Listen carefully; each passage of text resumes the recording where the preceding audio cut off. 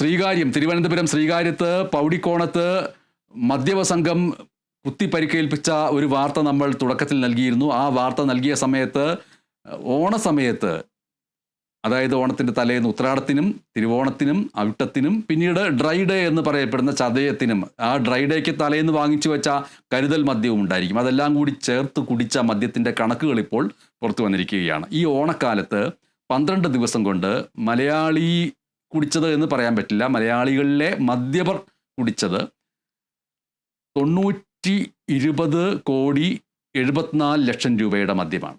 കഴിഞ്ഞ വർഷം ഓണക്കാലത്തെ 824,07,00,000 രൂപയുടെ വിൽപ്പന മറികടന്നാണ് ഇക്കുറി റെക്കോർഡ് സൃഷ്ടിച്ചത്.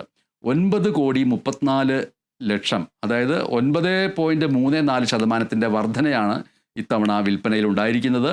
അത്തം മുതൽ മൂന്നാം ഓണം വരെയുള്ള ദിവസത്തെ കണക്കാണ് ഇത്. തിരുവോണ ദിവസം മദ്യക്കടകൾ പ്രവർത്തിച്ചിരുന്നില്ല, പക്ഷേ ബാറുകൾ തുറന്നിരുന്നു.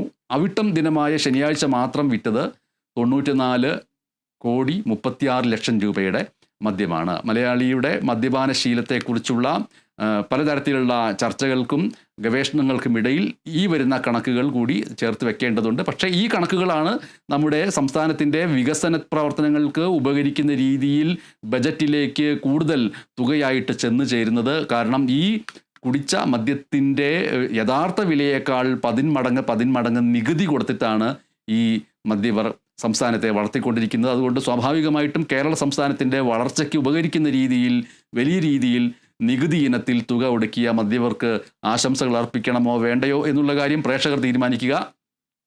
എന്തായാലും കരളലിയിക്കുന്ന ഒരു വാർത്തയാണ് ഇത്. മദ്യപിക്കുന്നവരുടെ കരളിനെ അലിയിക്കുന്ന മദ്യത്തിൻ്റെ പ്രവർത്തനം ഇനി അടുത്ത നാളുകളിൽ, വർഷങ്ങളിൽ അവരുടെ ആരോഗ്യത്തെ എങ്ങനെ ബാധിക്കുമെന്ന് കണ്ടറിയേണ്ടിയിരിക്കുന്നു. എന്തായാലും കരളലിയിക്കുന്ന ഒരു വാർത്തയാണ്. ഓണക്കാലത്ത് 12 ദിവസം കൊണ്ട് മലയാളി കുടിച്ചത് 920,74,00,000 രൂപയുടെ മദ്യമാണ് എന്നുള്ളതാണ്.